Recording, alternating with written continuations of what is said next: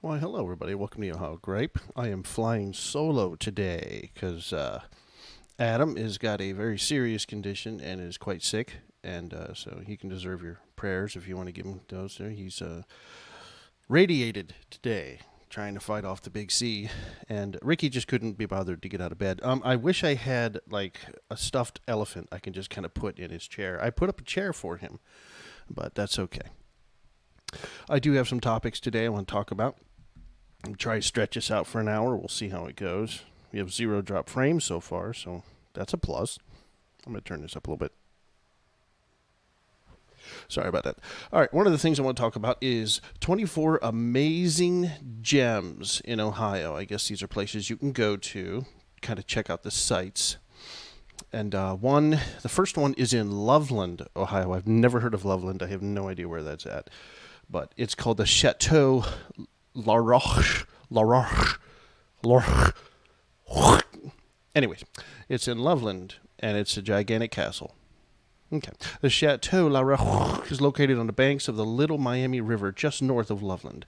It is often called Loveland Castle. Thank God, because we can stop calling it the Chateau La Roche. So I'm going to call it the Loveland Castle from now on. Because of the town name. Okay, sorry, I should have finished that sentence. Medieval enthusiast and former Boy Scout troop leader, Harry Andrews was inspired by the ancient European, I don't know why that was difficult for me to say, I'm sorry, castles, and modeled the architectural design with that in mind. Okay, so that's a really cool place. It's in Loveland. You'll have to Google Loveland. I have no idea where that's at. But number 2, the American Sign Museum in Cincinnati. I've heard about this place before, but Cincinnati is a long drive, and I'm not sure I want to make that drive just to see a bunch of signs. But the American Sign Museum is located in Cincinnati and has been open to the public since 2005. Ever looked up to the big advertisement panels and wonder how they came to be? If you have, you're high, or you have problems. Look, I mean, these are man-made signs. They're either, if they're neon, they're blown glass. Not blown glass, they're glass and tubes. And so, I mean, I'm sorry, but if you ever wondered how they, I mean, kids, maybe a child would wonder how they came to be, but an adult, this place can give you all the answers and greater appreciation for signs. Okay, it's cool. I've seen pictures, and it's cool. As far as what this guy said, I'm not so sure about all that, but it's a curious and fascinating assortment of signs that are preserved, archived, and displayed, as well as exhibit featuring the equipment used to manufacture said signs. So there it is. That's cool. I have a deep suspicion that the signs that are on display because that's what he was able to buy. Unless he had some manufactured, which either way, it's a cool place. It's in Cincinnati. You can check it out. Number 3, Mike's Place. Now, I've been here because it's in Kent. I don't know why that's worthy of pointing out, but I just thought I would. So Mike's Place is a restaurant. Let's see what this guy has to say. It's in Kent. It's on route, I can't remember. I think 43. Anyways, Mike's Place is located in the town of Kent and probably one of the more offbeat restaurants you'll come across in your lifetime. I don't know about your lifetime, but it is a really cool place. They have one of the X-Wing fighters from Star Wars right in front of the building in the parking lot. It's pretty cool. There's a lot of really cool stuff inside. The wife and I have been there a few times. I can say that their breakfast is quite special. Now, this was a long time ago. It's like 6-7 years ago that I was there. I'm sure it's gone up in price. But at the time, it was like $5, and you got quite a lot of food, and the food was really good. And it is possible to screw up breakfast, by the way, just in case you're wondering. Oh, 54 drop frames. I feel so let down. Anyways, but it is good. And it's if memory serves, maybe someone will help me out. But if memory serves, it's more Mexican or maybe spicy, like New Orleans type food, but they have a very large menu, and it's actually a really cool place. If you're in Kent, check it out. 4, The Wilds. Now, the missus went to this place, but I haven't gone. I guess she just didn't want to hang out with me that day. Anyways, The Wilds is located in Cumberland, Ohio, and is one of the few safari experiences you can visit in the U.S. It is a non-profit safari park conservation center that funds conservation science and educational programs. So there you go. And combines with them the providing visitors adventure and real-life experiences with the animals. I don't know what kind of... The picture shows... Well, I mean, the picture shows horses. Oh, there's some giraffes in the background. I don't know what all kind of animals they have.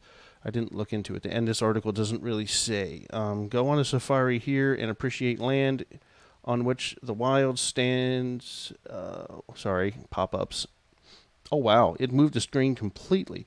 The wild stands was reclaimed from strip mining and devoted to animals. Yeah, it doesn't say what kind of animals. So, but it is cool. From what I understand, you can either drive through the park or be driven through the park and see the animals. So it's cool. And where's that again? That is in Cumberland. So you'd have to Google where that is. I actually don't know. Moving on. Ravenwood Castle in Plymouth. I have heard of New Plymouth, but I have not been there. But this is just... Actually, this... it's castle-like. It honestly, it looks like an apartment building that you find downtown. It has the square, accents on top of it.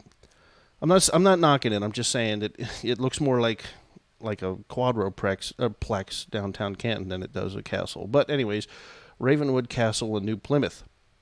Growing up, many of us dreamed of living in a castle with all the luxurities and the grandeur of kings and queens from centuries ago. Ravenwood Castle is a real-life replica of these... Okay, see, as soon as you say replica, I mean, anybody can build a building that looks like... Okay, I'm sorry, I'm going to stop bashing it. Anyways, the castle is a real-life replica of these castles and can make this dream become a reality. Even if just for a night or two. Anyways, so that's really cool. You can have your pick of old-fashioned experiences and this medieval complex. Stay in a decadent castle room, a house in the medieval town, or a rustic creekside or gypsy-themed cabin. Well, that's kind of cool. So I guess it's a hotel. Didn't say that. It just said castle. But I guess it's a hotel and it has different themed rooms. Okay, that actually makes it really kind of cool. So... in my book, anyways. You can hate it. I don't know. It's up to you. Number 6, Hartman Rock Garden. Okay. And in Springfield. Yeah. Springfield is, it's on 224. Okay, so this person, let's see what it says. Located in Springfield, Hartman Rock Garden was originally created in 1932. Holy crap. By Ben Hartman. It says, and an unemployed local... Why does he have to be unemployed? Why did they have to say that? Why is his employment why? Located during local. Oh, I'm sorry, I had to back up here. He was unemployed, local, during the Great Depression, who decided to keep himself busy. All right. He poured concrete to build a stone concrete fish pond. Okay, so it started out as a fish pond, but was so inspired by the first attempt. See, that happens. When you build something and you actually create it properly, it makes inspiration, and you want to just keep going. I do that, when... okay, I've never done that, but I do it when I'm recording something. Okay, I'm just going to stop talking. Anyways, I'm kidding. I'm not going to stop talking. Okay, where was I? Where did I leave off? Inspired by the first attempt, and he continued expanding, scavenging for stones and construction sites, breaking them down, and building little stone houses, cathedrals, and a word I can't pronounce. Stop in to appreciate this work. Okay, again, that's Springfield. It doesn't exactly say where. It just kind of gives the town, so I guess you just have to Google the Hartman Rock Garden. And I don't know if it's private property, if you're allowed to just wander onto it, or you have to call or make reservations. I don't know. It doesn't say. But, I mean, the pictures are kind of cool. It does look like a backyard. But, the picture's kind of cool. He certainly has more enthusiasm than I do. Number 7, the Beer Barrel Saloon in Put-in-Bay. Yes. The wife and I have been there. If I'm not mistaken, that is the bar that has the mile-long bar. Like, where you sit and put your, it's not, the whole bar isn't a mile long. It's the actual bar inside. Doesn't matter. It was a nice place, but when the wife and I went there, it was pretty dead. I think there was me and like 2 other people. I'm sorry, me, her, and 2 other people in a bar that has a mile long bar. So it's kind of comical in that way. Bear Barrel Saloon is a popular local watering hole in Put-in-Bay, a town located on, yes, it's on the South Islands, or not the South Bass Islands in Put-in-Bay. For those of you who don't know, Lake Erie has islands. Anyways, South Bass Island, well known for its large seating capacity and the world's longest bar. The bar rose from the ashes, interesting, the bar rose from the ashes from the beloved colonial building that disappeared in flames in 1988. That's just a fancy way of saying the building burned down. Stop in and grab a seat at the seemingly never-ending bar and enjoy a drink or two. It's actually really cool. Actually, Put-in-Bay as a whole is actually really cool. But do yourself a favor, go into summer so you can go swimming, because that really is kind of all there is to do there. You kind of walk around, look at things, drink, maybe rent a golf cart, and that's kind of it. But it is pretty cool. I think it's cool. I love the fact that the entire island kind of does the whole Caribbean island thing. Like, you hear that kind of music, and I don't know, whatever. It's whether you like it or not. Some people don't like beaches. The Healing Chapel in Coolville. Are you kidding? Coolville? That's the name of the town. There's a place in Ohio called Coolville. Come on. I mean, come on. It literally, Coolville. Coolville. Come on, everybody. Let's go to Coolville. I don't know why that irritated me so much, but it really did. Coolville is home to Ohio's smallest church. I don't know about that. I don't know. I think you have to fact check that. I think there's one in Hartville that's actually smaller. I mean, it is just a shed. I'm looking at it, and the bushes outside are about the same size. But something tells me there's that tiny-ass little church in Hartville that's, I mean, it can't be much bigger. Anyways, doesn't matter. Coolville is home to the world's smallest church. Oh, I'm sorry, Ohio's. I don't mean to put words in their mouth. It's Ohio's smallest church. The Healing Chapel. It's only 10 foot by 14 foot. Actually, I think my shed might be bigger than that. And seats just 8 people. Yeah. I certainly hope the congregation grew at some point and they moved anywhere. My house would be bigger. And seats just 8 people. Wait, I already said 8 people and has only 4 pews. I love that word, pew. Possibly the smallest church in the state. It's open 24 hours a day. Why? Is it a Catholic church? Can you go there and light some candles? I mean, if it's open 24 hours a day, I'm going to have to go down there sometime at 2 o'clock in the morning and just sit in it. Just because. Just so I can say I'm doing it. I don't know when. Anyone who wishes some time to reflect, as intended by its founder, Lloyd Middleton, and his wife, and started a whole new sentence, in 2006. Oh, since his death in 2006, I'm sorry. An open space for those of any faith. Okay. It is meant to provide a corner available at any time for anyone. Okay, I'm just going to move on from that one. Luston House in Whitehall, Ohio. Oh, there's an R, Lustron. Lustron. My God, I can't read. Anyways, Whitehall, Ohio was home to houses that were thought to be futuristic answer to the post-World War II housing shortage for returned GIs. These Luston houses were manufactured in nearby Columbus and transported all over the... Does that say country or county? Sorry, there's an ad right in the way. Because they were made from durable materials and with the intent to take them apart and put them together anywhere you want. That's interesting. Okay, I'm going to quit focusing on the fact that I can't read because it's actually making me read worse. Oh, no. Number 10 is another word I can't read. P-I-A-T-T castles. What is Piat? Piat? I can't read. So I'm just going to move. I'm not going to move on. But anyways, there's a castle. And it doesn't even say where. Nestled in the countryside of Logan County. Logan County is big. Anyways, I'm going to spell it because I can't read it. P-I-A-T-T castles. And yes, there's plural. And I only see one building. So, nestled in the countryside of Logan County, blank castles has been around for 100 years and is awaiting your visit. That sounds a lot like Rose Red. The land was owned by Benjamin and Elizabeth, who moved there with their children from Cincinnati. They had great respect for the nature and valley in which the castles is located. much as the original Ohio inhabitants had, and made their relocation permanent. Okay, it says the museum has been operating. The museum has been operating as a private family-owned museum that works to interpret and preserve over 200 years of history in Ohio people and land. So I guess it's a museum as well. You're learning this when I learn this, so it's not like I pre-read this, by the way. Just give myself a little bit of defense there. 11, glacial grooves in Kelly's Island. Now, I've been reading about these for years, but I've never been there.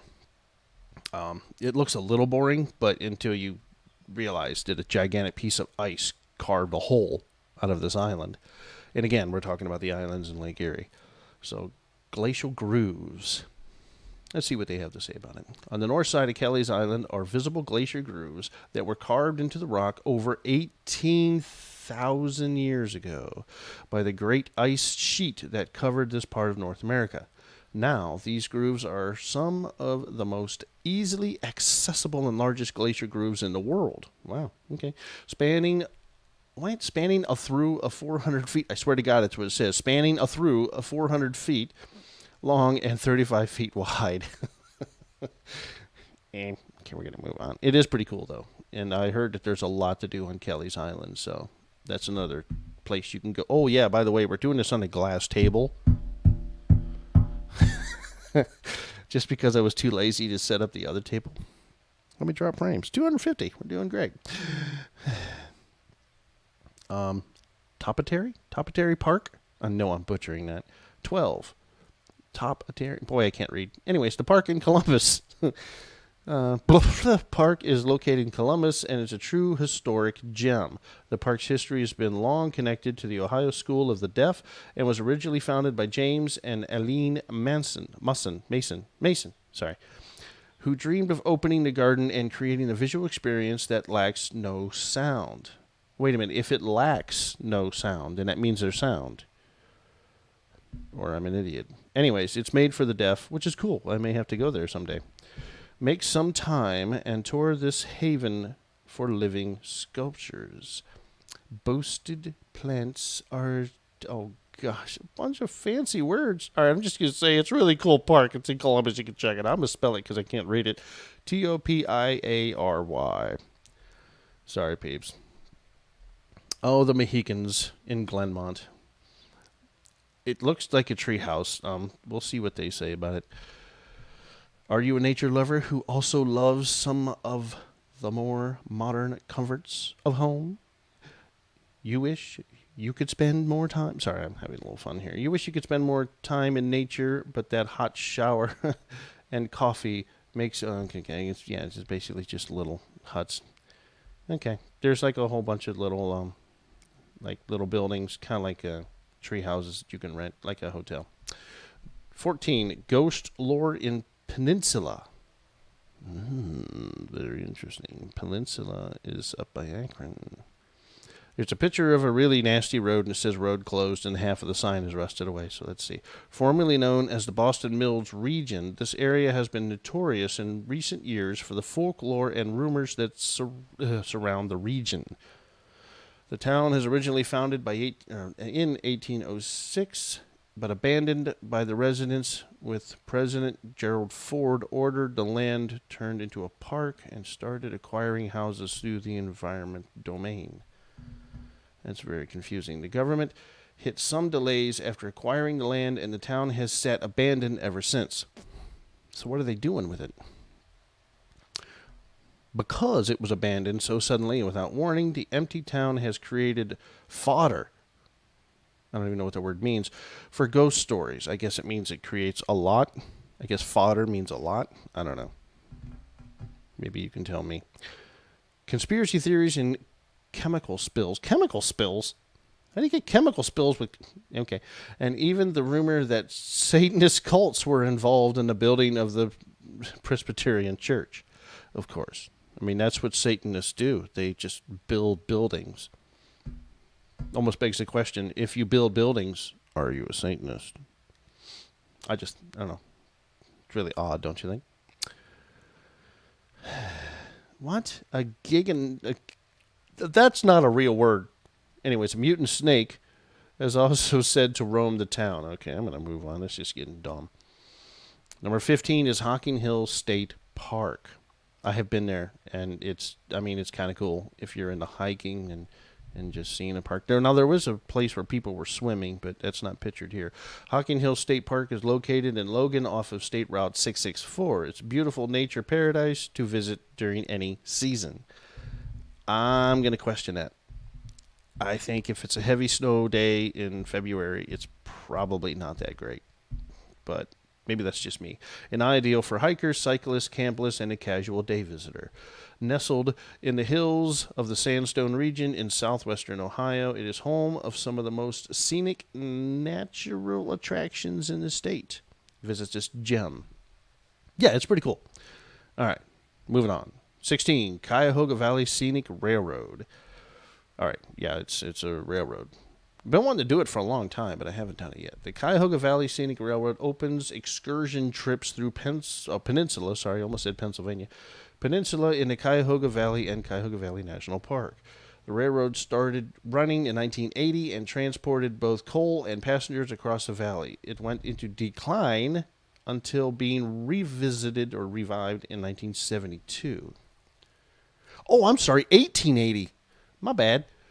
The railroad started running in 1880 and it was revived in 1972. With the renewed interest in track and scenic excursion, it got popular. Now you can take a variety of excursions through the beautiful Ohio countryside. The railroad operates on weekends only, except for months in June, August, and October, when it runs Wednesday and Sundays.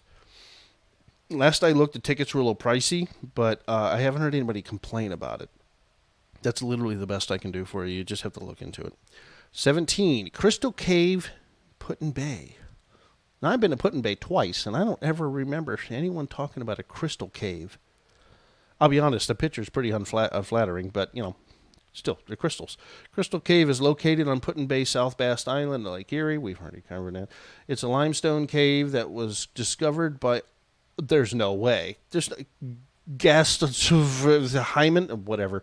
Sorry, it was discovered by a dude, an immigrant who moved to Ohio and established a winery. I mean, come on. To me, that name looks like a sneeze. Like if you were to spell out a sneeze. I apologize to the dude, but I mean, I can't say that. He was digging a well beneath the winery in 1897 when he discovered the cave. Initially, he mined the limestone cave for, I don't know that word either. Oh. Some chemical used in fireworks. Sorry, peep. Until he decided it was better to serve open up for tourists. Come visit impressive cave. So if you go to Put-in-Bay, you'll have to ask around because I've been there twice and no one ever said anything about a cave. Apparently it's next to a winery. I'm kind of intrigued. I want to go check it out. The Cincinnati Subway. And the photo looks something right out of a horror movie. I mean, I should go there and take a picture for my Halloween movie. The Cincinnati Subway, that's number 18. Cincinnati Subway is a system of incomplete tunnels and stations that were supposed to be used for a rapid transit system that never got off the ground. That's really funny, seeing as how it's underground.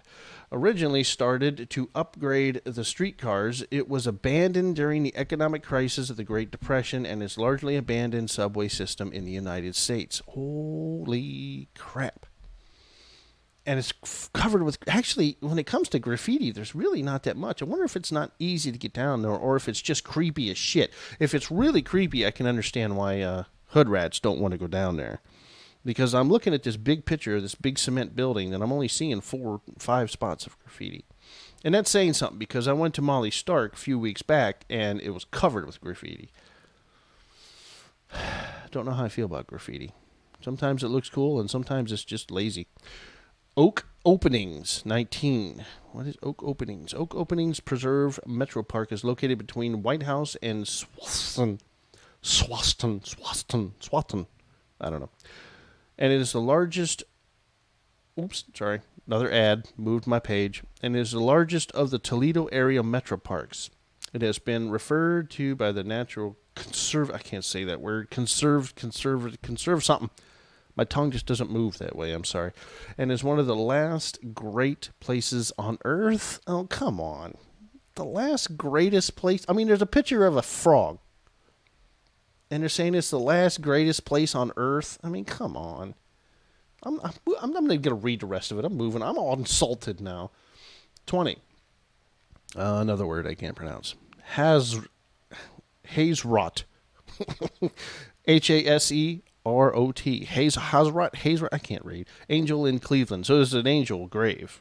Big old angel statue of a big angel with huge wings. A lot of rock, sitting down with a sword. Actually, extremely cool.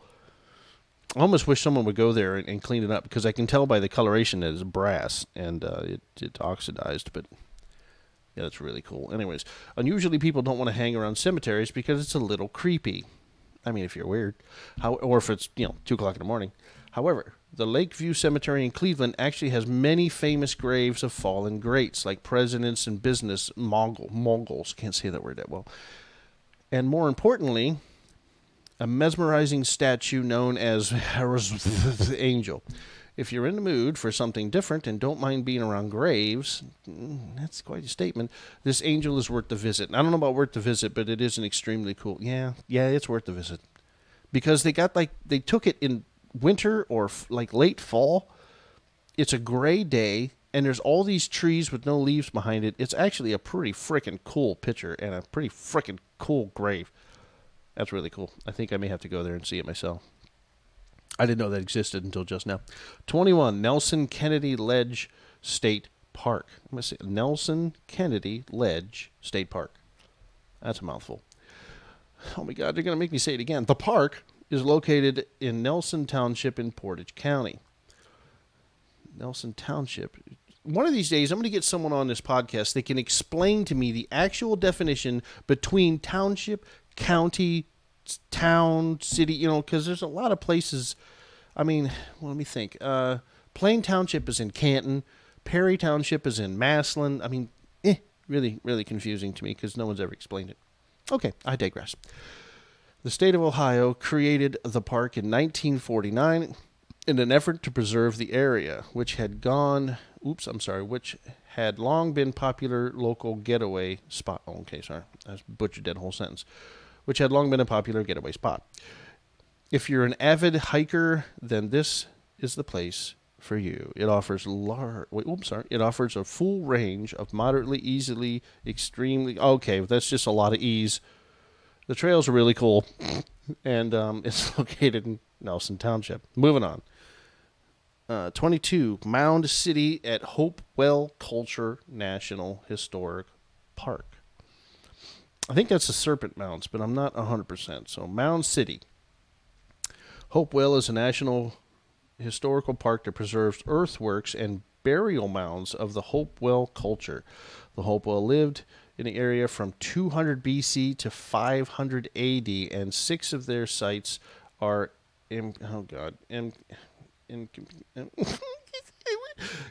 this national park. Okay, we're just pretend like I said the whole thing. Come visit these mounds and archaeological site to learn more about advanced Native American culture.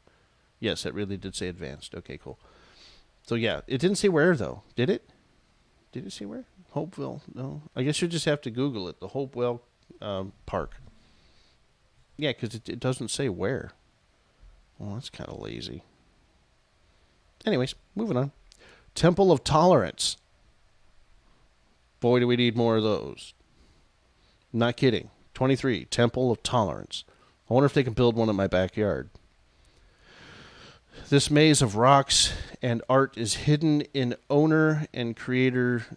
Oh, okay, I'm sorry. Let me start that over. This maze of rocks and art is hidden in owner and creator Jim Boucher's backyard in Wapakoneta. We've talked about Wapakoneta. That's kind of the sound you make when you accidentally hit yourself in the face with something, like you're trying to move something and it pops up and Wapakoneta. It's just one of those sounds that comes out.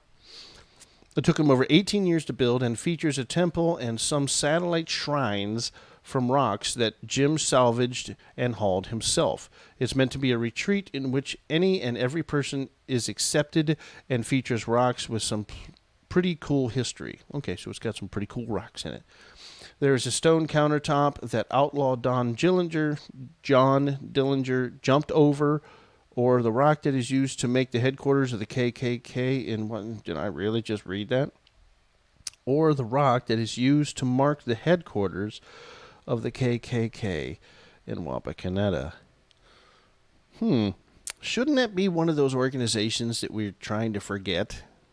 Do we really want to mark where they started? Or the headquarters? I shouldn't say started, but the headquarters. Yeah, why don't we just forget I read that last sentence? Who knew rocks could be so inspiring? Isn't that great? Rocks, inspiring rocks, right after the sentence where the guy marked the KKK. Maybe we shouldn't. It says Temple of Tolerance, and then it has the KKK. What does the KKK have anything to do with tolerance?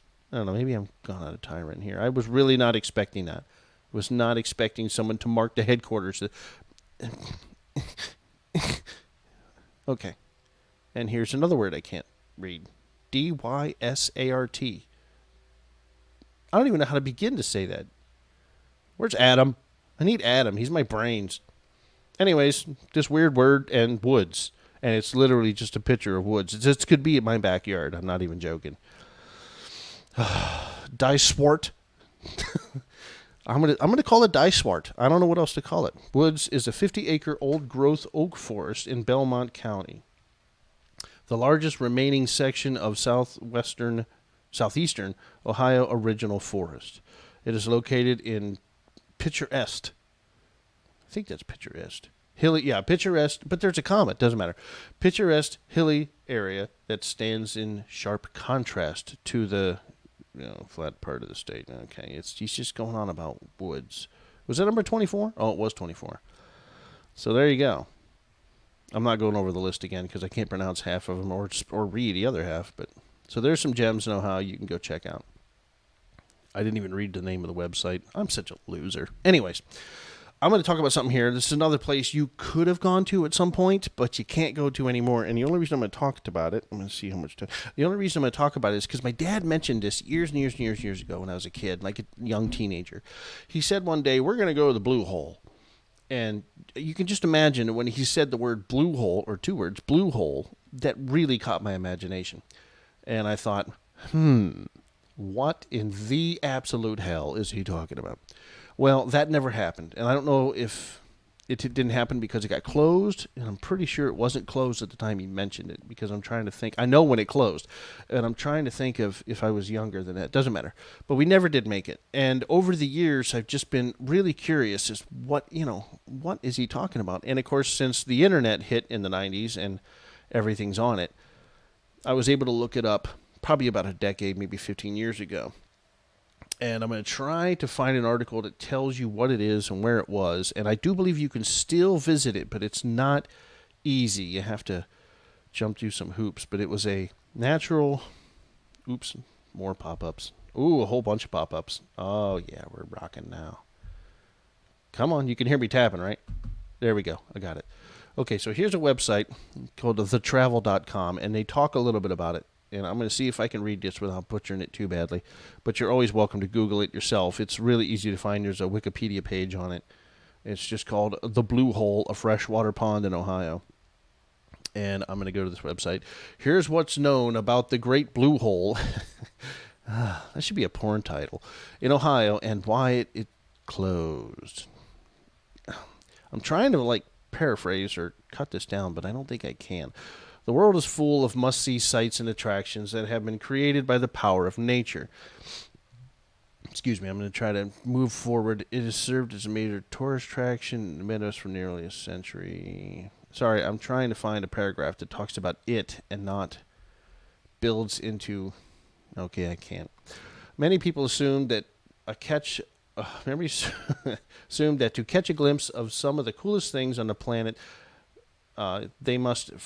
trek far places. Yes, you can travel to China and the Great Wall of China, blah, blah, blah. See, they're going into the details. There is even a color natural wonder in Ohio. Okay, sorry, let's start here. There's even a color natural wonder in Ohio. The state of Ohio isn't exactly known for its remarkable landforms, maybe except for the glaciers and glacier cutout in Kelly's Island. And, we just talked about a crystal, thing and put in bay. But, this guy claims there's not that much.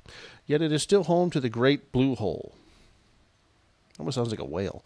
Until recently, the Great Blue Hole was a unique, interesting space where people flocked to. Here is what is known about the Great Blue Hole. It served as a major tourist attraction in the Midwest for nearly a century. Tucked away in its tiny town of why all these words I can't read? Why can't it just be Bob? In the town of Bob. I can read that. Ohio. I'm going to spell it. It's Castalia. However you pronounce that. Quit picking on a person who can't read. Illiterate. Anyways, lies a pool of clear blue water known as the Blue Hole. While Cedar Point is not... Who cares about Cedar Point?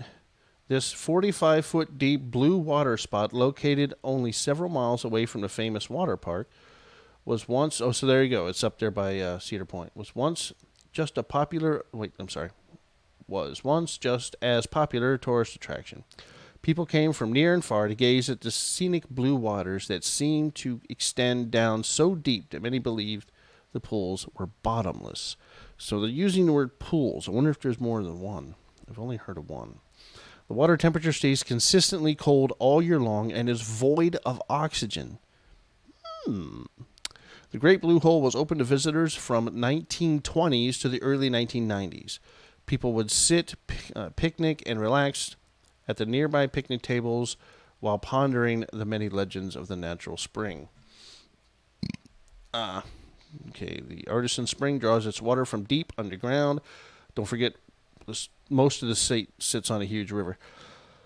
And this means that it remains consistently cool throughout the year, no matter what the month. The Great Blue Hole sits at a chilly 52 to 54 degrees, so not exactly swimming temperatures. The spring is clean and clear and void of oxygen, which is why you can't find fish in it. Interesting. In the 90s, it wasn't cost-effective to sustain. There you go. After being a place of sanctuary and serenity, the Great Blue Hole closed its gates to visitors in the early 1990s. As the economy grew and the tourism became a big business in the States, small, quaint spots got pushed out or closed. You know what? I wonder if it's just because they didn't advertise it. Of course, I don't know. Did they ever make any money? Now it is a trout farm. Yeah, I'm not kidding. Now it functions as a trout hatchery. While you can no longer stroll around the water hole or sit on a blanket with your family and eat sandwiches, the Great Blue Hole is still an experience. Only now it has an entirely new function. Oh, sorry, I got moved around. The cold waters is used to hatch trout. Interesting. Called the Castellina State Fish Hatchery. And I remember there's someplace... these days, you'll have to win a raffle ticket to peek at Ohio's Great Blue Hole. So it doesn't say anything about the raffle. You'd have to Google what raffle to see it if you're interested. Most people don't really care about... it's just a round pond, but it's super deep.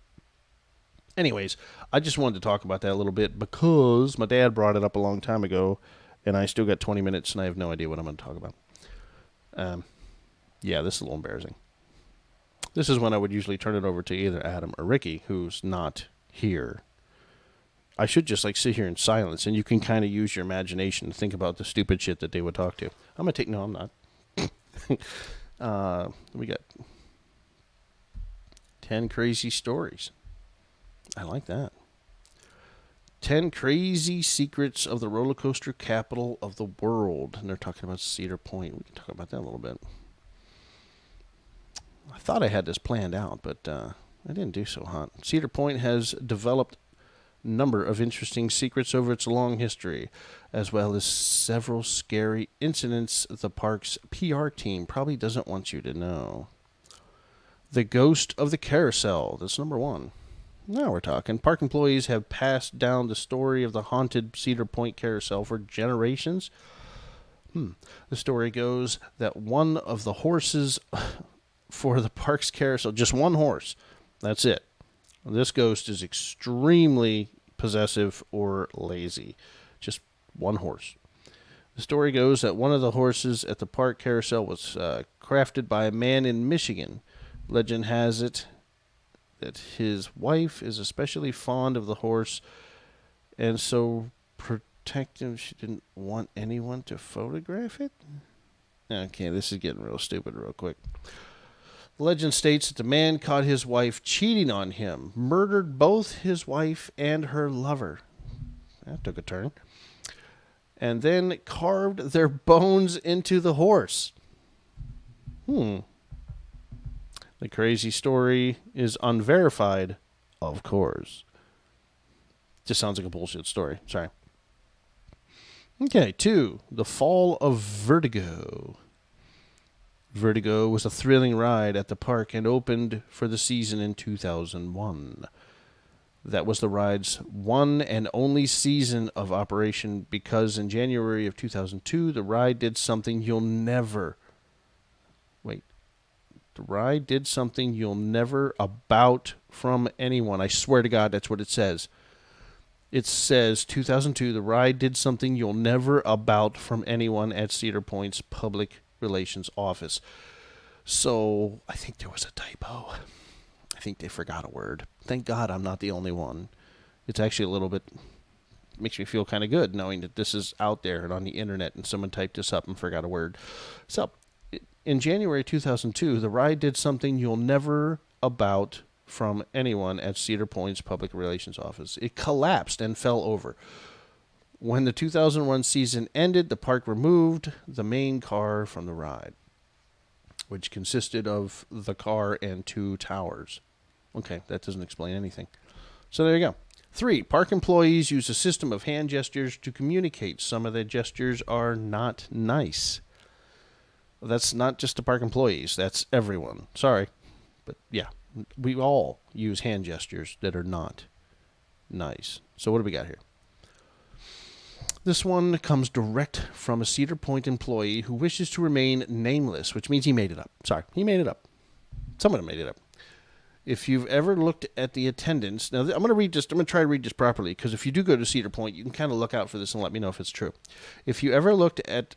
Sorry, nose itching. Ooh, nose started itching.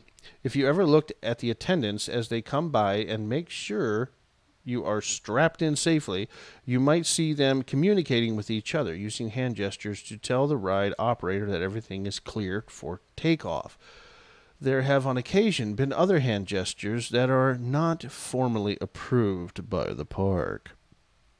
We're not saying every employee in the park does this, and truth be told, it could be just a few individual crews from season to season, but of these hand gestures might be making fun of you.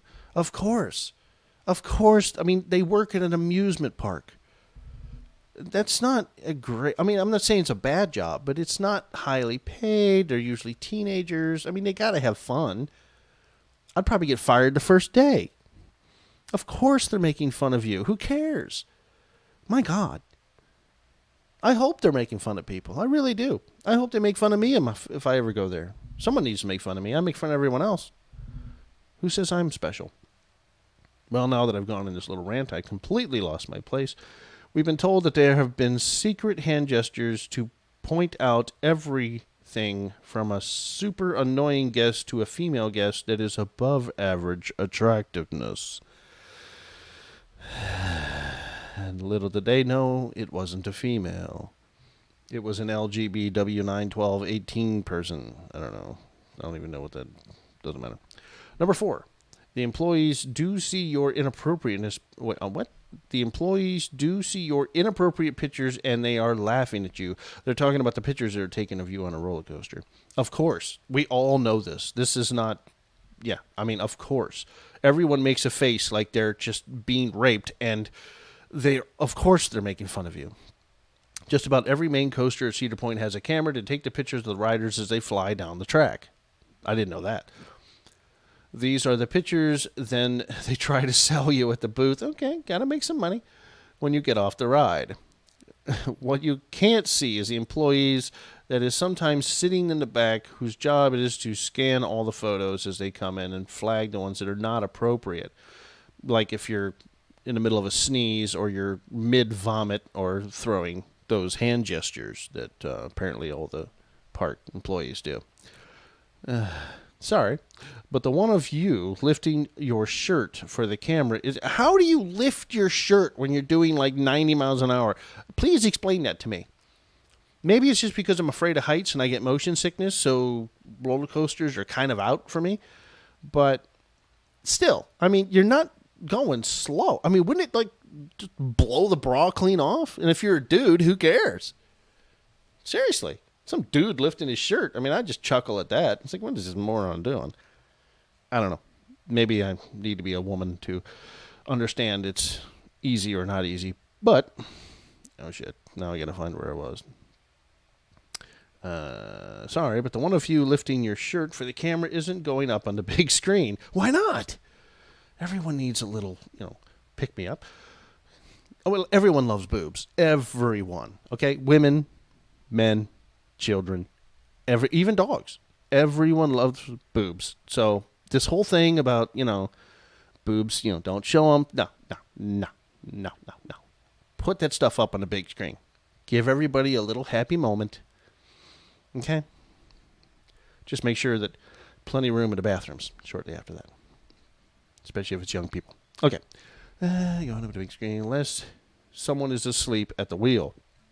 Oh, I was finishing that sentence, sorry. That said, the photo booth has been known on occasion to keep the especially ridiculous photo around on their own private screens. That's hilarious. And that it should be. So there you go. So if you look absolutely mortified, or if you're, lifting your shirt, dude or woman, yeah, it's going to be kept. I mean, duh. What happens in public? So apparently what happens to Cedar Point does not stay at Cedar Point. 5, you can sometimes get into the park early, even with the general admission ticket. Now, what does that mean? Does that mean early in that day or early in the season? Cedar Point sometimes allows special guests or season pass holders to get into the park an hour early or stay an hour late. Well, that's cool. But, oops, another ad. But for... Quit it. I can't click on the ad. Go away. This isn't fair. I got a Chromebook. Listeners are making fun of me right now. Stop it. Hey. Oh, God. Now I was playing a video. Shit. Wait. I think if I move the screen way up here. Okay, I got half words. Cedar Point sometimes allows special guests. I already read that sentence. Oh, the video just keeps going. But... I got that. For just regular general admission holders, you can sometimes manage to get in early if you know where to go. Wait, I think the video's over. Okay, step 1, park at Soak City. Step 2, walk to the park's gate by the Windseeker by 9 a.m. Park employees let guests in at this gate, and is that every year, or is that like a couple of years? Is that a single employee that does that, or if it's the park policy? If they're feeling nice enough, or if it's... Sorry, I'm still reading half sentences because the video's over, but I can't close. Oh, crap. Oh, now I did it. Okay, there it is. Or it is not supposed to be an especially crowded day. They'll often let people just get just regular tickets. Oh, let in early. Okay, sorry. That's where it goes. Wow. I want to keep going, but I can't get rid of this video. I bet you're sick of hearing me about this video. Oh, close. Yes. Okay. With you. All right. The video's gone. The Magnum has an ejector seat? Wait a minute. Number 6, Magnum has an ejector seat. That's a roller coaster. Now, someone explain that to me. A roller coaster with an ejector seat or a vomit seat? Depending on who you ask, it is widely known among super hardcore roller coaster enthusiasts that the best seat to ride on the Magnum is the car number 1. Seat number 3. So car number 1, seat number 3. Thanks to a miracle of physics and no one can quite explain, the seat seems to give guests the most air time when they are over a hump on the ride. Interesting. That's not exactly ejection seat, though. I mean, when they say ejector seat, I was thinking launch you clean off of the damn thing. I was thinking that can't be. Okay. Where did I leave off? Where did I leave off? Number C. Okay. Thanks to American. I already read that. This seat seems to give guests the most. I already read that too. Airtime. Airtime. Okay, he's just going to explain airtime. So there you go. All right. So Magnum has one seat in the entire roller coaster that seems to throw you out. 7. A shot at the Rapids boat ride might have ended in disaster if not for some heroic park goers. So this is a horror story.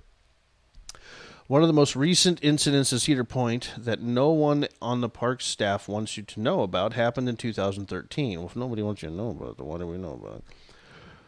Oh, crap. All I got to do is say something and I lose my place. 2013's on the shot of the Rapids water ride. One of the boats fell back down after attempting to make it to the top of the ride's big hill. Well, that sucks. It capsized at the bottom, turning over completely and sending the riders underwater. Damn.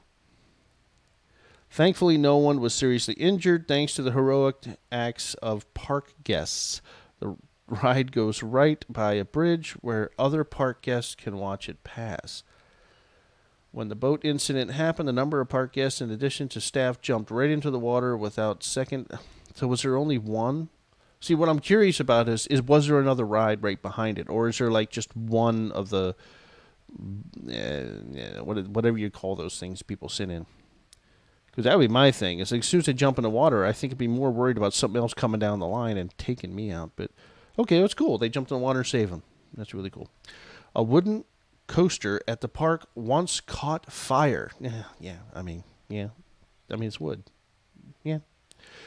Their Blazing Speed, built in September of 2010. What? Roller coasters? Oh, sorry, I didn't finish it. Roller coasters are known for their blazing speed, but in September of 2010, one of the Cedar Point's roller coasters caught on fire, ending up. What? Oh my God, the ads. This website sucks. All right. Yep, it's another freaking video. Ended up mean streak, kind of a blaze mean streak. I'm sorry, I'm trying to find a way that I can. This is a big paragraph, and the video's right in the middle of the screen. I may have to abandon this one because the video is stuck on this one. When I move up, it moves up. When I move down, it moves down.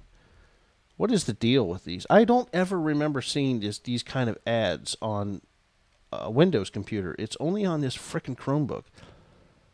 And I don't think I get a... Do Chromebooks even get viruses? I mean, I don't watch porn, so I don't know. I think it's just his website.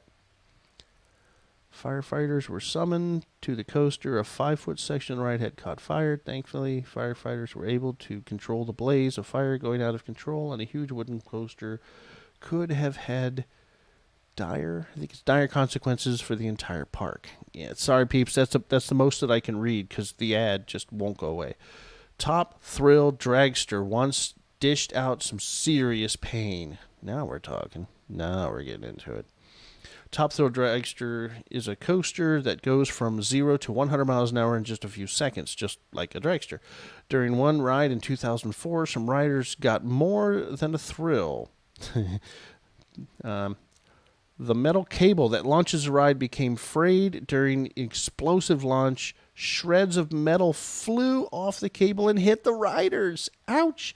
Riders got off of Top Thrill with serious abrasions on their arms and parts of their body. Damn. Sorry, looking at the climb. Oh my gosh, another ad. This one has an X. Will it go away? Okay, this one went away.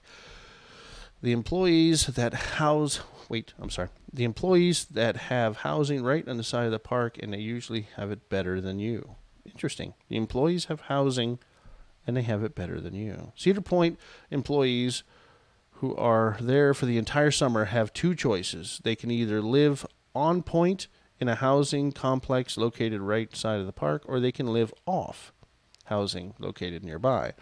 Many employees have taken advantage of some special treatment after the guests have left. Employees also, well, that makes sense. I mean, you got to be cool to your employees. So if the employees leave and the park's all lit up, yeah, let them do a little bit. I wouldn't say get drunk, but let them have a little fun, as long as you don't damage anything.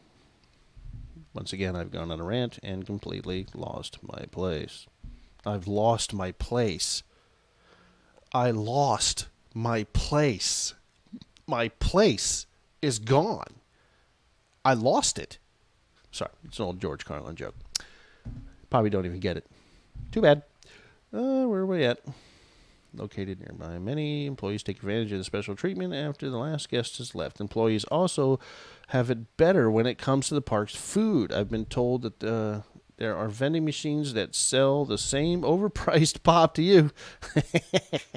They sell the pop $4 a bottle. I believe it's a bottle. I certainly wouldn't pay $4 for a can of soda for only $1 less. There are also employees, cafeterias that serve up the park's well-known food for slightly lower prices. I mean, that's not all that significant, to be quite honest. That was number 10, wasn't it? Yes, so that was number 10. How much time do I got?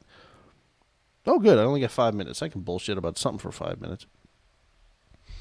So there you go. There's some things about Cedar Point. Another cool place in Ohio if you want to come check it out. Summertime's coming up, so it's time to sit down and start making a plan of what you want to do this summer. That's the best way to do it. You don't have to be all rigid and shit, but just map out some places, especially if you have a bike or just a really nice, like, classic car or just a car that you enjoy driving. I guess it doesn't have to be classic. But make a plan, go some of these places, and if you do, stop and let me know. I'm always interested to know what's out there and if it's any good. But, okay, so there's some stories for you. I'm going to go ahead and go because you're probably tired of listening to me talk and butcher reading and not being able to fucking Chromebook. But anyways, thanks for listening, peeps. I'm going to go a few minutes early today. I will catch you next week. Now it's going to take me 750 taps in order to stop all this. So I'm going to stop streaming right now.